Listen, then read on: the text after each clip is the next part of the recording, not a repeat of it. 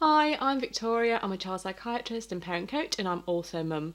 And I'm doing a series of videos to help parents because we're obviously undergoing really unprecedented times during this pandemic. And I know there's lots and lots of things worrying parents, and I've had lots of questions about things, being invited to lives. And very, very happy to, if you do want me to do a live in your group or anything like that, please let me know. I'm really, really happy to share the knowledge and information that I have just to make everyone's lives a bit easier and hopefully reassure some parents who are worrying about what's going on.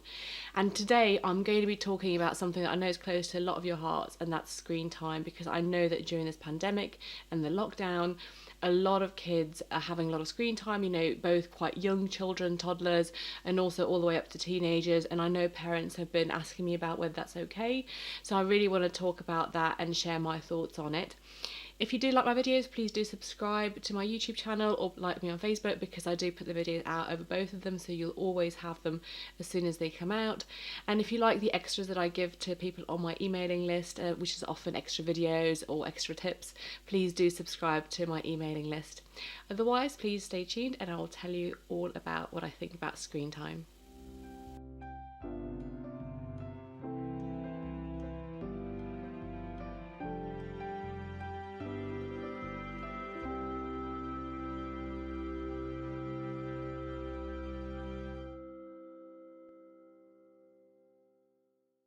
So I think there's a few things to think about screen time.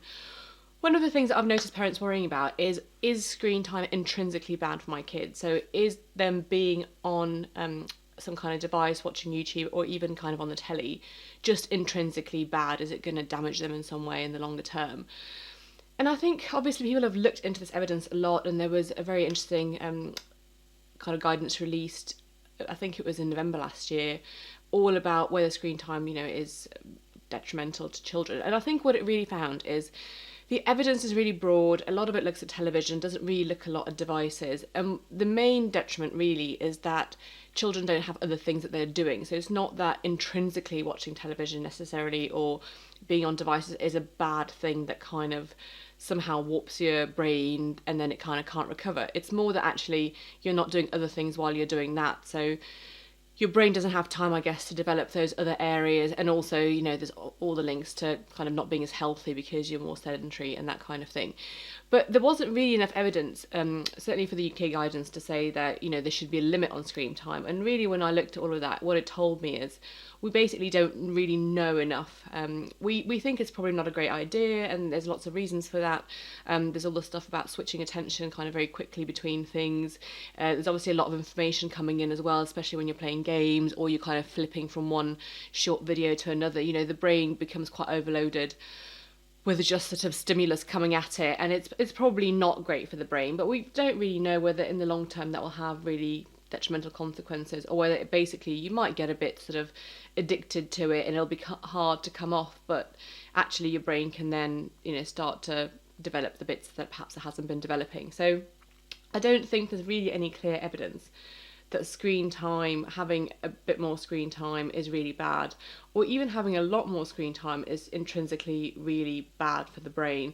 But I think a lot of people suspect it's probably not great for brain development, and we probably shouldn't let it go on and on and on. I mean, obviously we are hopeful the lockdown is going to have some limit. It's not hopefully going to be for years and years. So whatever happens now, I think we should kind of think about it kindly, because the other flip side of the screen time really is that, of course, for a lot of parents, if they are starting to work from home, actually they kind of need that screen time because they need to do the work and to earn the money, and they need to kind of get on with some of the things that they need to get on with. It might not even be work, it might be just getting dinner ready or something else. And whether they would have had help otherwise, maybe from grandparents before, now they're on their own, and actually screen time saves them and allows them to do some of those things that they might really need to do, might not have really an option for.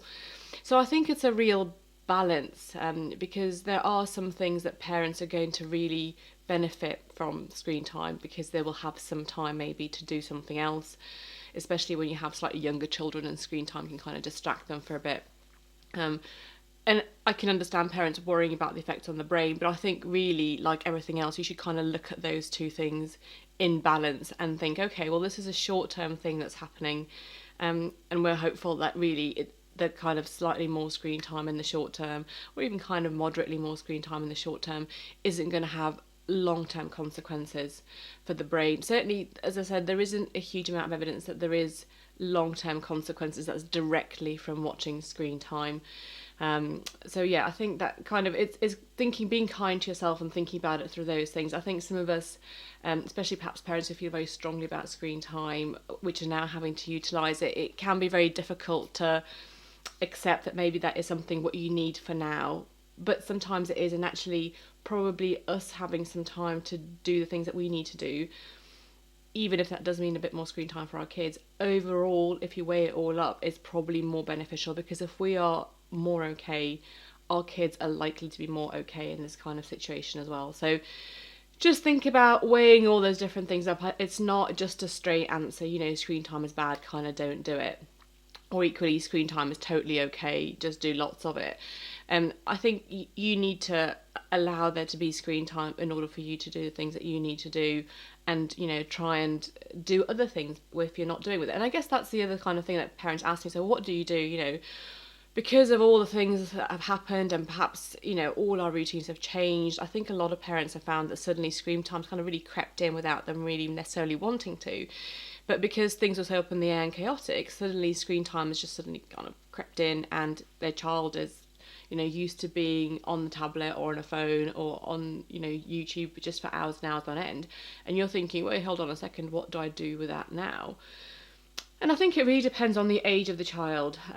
So if it's a younger child, kind of either the toddler or kind of early primary school age, when they're not sort of quite so technically savvy yet, you can download completely free software that allows you to limit the time they have on there, or limit certain applications like games, but allow other ones, maybe like music or taking photos and stuff like that. So I'll post a link to one that I personally have used for quite a few years. It's completely free. I found the free version good enough. And I think the nice thing about that is you set a limit for the days and the weekends, whatever you want, really, however many minutes or hours you want. And you let your child know about that, but you don't actually have to do anything. It kind of all happens on its own. And at first you'll probably get a reaction and your child will get annoyed and they will want you to change it. But if you kind of stick with it, they get used to, they get an hour on the tablet in the day, and they could use it all up in the morning, or they could, divide it up. But I guess it for me, kind of, it's all about, you give the boundary, but you give the freedom within the boundary, which I'm really keen on. So you've put the boundary, you have an hour of screen time, in the day on applications, and that's it. Use it how you like. Obviously slightly different with tellies and things, and if your child's old enough to be putting their telly on and accessing things through there, it's harder to obviously use it on that, but at least you can limit the device use, which I think, in a way, if a child has a device and they're in their room, or they're somewhere in the house where you're not seeing them, it's harder to know what they're doing, what they're watching, how much they've watched. It's much easier to lose track. I often find that when it's happening on the big telly, I kind of just keep track a lot more of what's going on as well. So for younger children, I definitely have a think about that, if that works for you. If you're thinking, well, if I limit screen time loads, I'll not get anything done, then, just, as I say, weigh it all up for yourself, really. I think it's really personal decision depending on what works for you now. I think for older children who obviously have their own devices, who are not going to tolerate you installing some app on it to limit it, or who are going to be savvy enough to get rid of that app, which is the other case. It's really about thinking about offering them other things to do that are enticing enough for them to come off the apps. And I think that is hard at the moment, because there's perhaps not, if you're used to doing things outside or used to going out a lot or doing extracurricular things, obviously now there isn't that time to do that. So it's not the time, it's kind of, there's no opportunity to do that. And I think you almost have to get very creative. So I think the older they are, kind of, if you've got older teenagers, the more the bigger job is going to be for you, and the more creative you're going to have to be, and the more committed to it you're going to have to be. Because probably your initial attempts will be met with not bothered, whatever, not interested. And then kind of slowly, if you're persistent, your teen or your child probably will engage more and more with other things that you're offering. And I think it's setting up that expectation that you will expect them to be participating in some family time free of phones. And if you're finding yourself kind of on your gadgets a lot as well, I think it's important to maybe thinking about setting some rules for the household. If you know that you're doing it to an extent that's not particularly helpful either, and you're modelling that to your child, sort of thinking, well, we're going to have some spaces of time. Maybe it's meals, maybe you'll be playing games as a family, maybe watching a film as a family, where we are not going to be using devices. So I think especially for older teens, that would be a helpful way of thinking about it, because you will also have to abide by those rules. And certainly a lot of parents I speak to who have older teenagers, actually they also have the problems with mobile devices and, you know, always being on them and things like that. So and I think at the moment, being on social media all the time can be very exhausting, and just, again, so much information, sometimes negative information, and it will help us also to look after ourselves. So I think setting some kind of home rules about the use of technology, and as I said, offering other things to your child or your teen that they can do, and perhaps having some kind of structure. And I know, you know, it's difficult to get children engaged with that. It's the holidays. They would probably expect a bit less structure at the moment. But I think expecting them to help out with some of the things that need to be done in the house, getting them engaged with that, getting them doing those things, not even making it about the screen time, not saying, you know, I want you to come off your tablet, I want you to be off that phone, please stop watching YouTube. Kind of not even coming at it from that perspective, but just saying, can you just come and, you know, help me lay the table? Can you just, oh, I'm just cleaning the bathroom, can you just take those things down for me because they don't belong in here?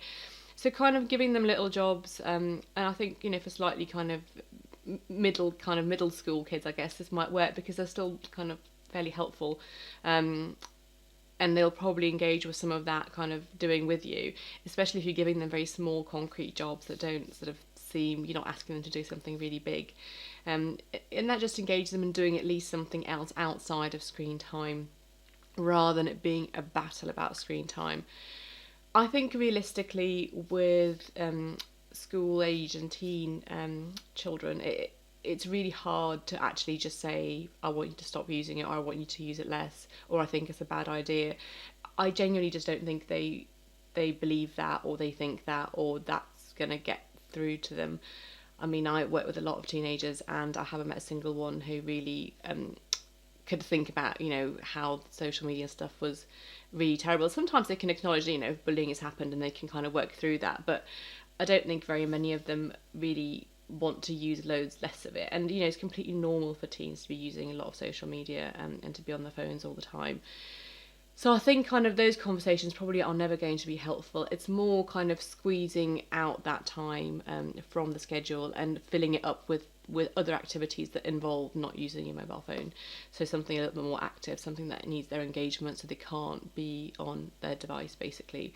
But also allowing them some time to be on their device uninterrupted, because that is going to be important to them. They're going to be contacting friends, and they're going to be in touch with them.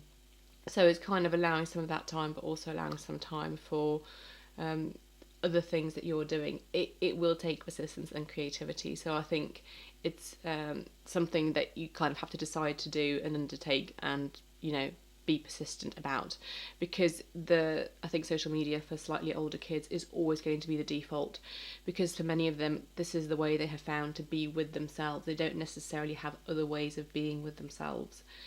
And I think that's why, and it's an easy way to be with yourself, because it's something that distracts you from your own thoughts, something distracts you from not being with other people.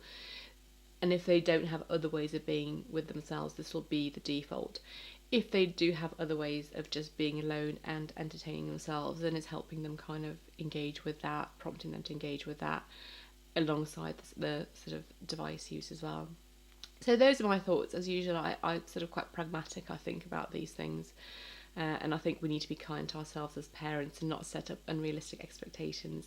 If you did like this video, please, you know, leave a comment, put a like and share it if you think it'd be helpful for other parents.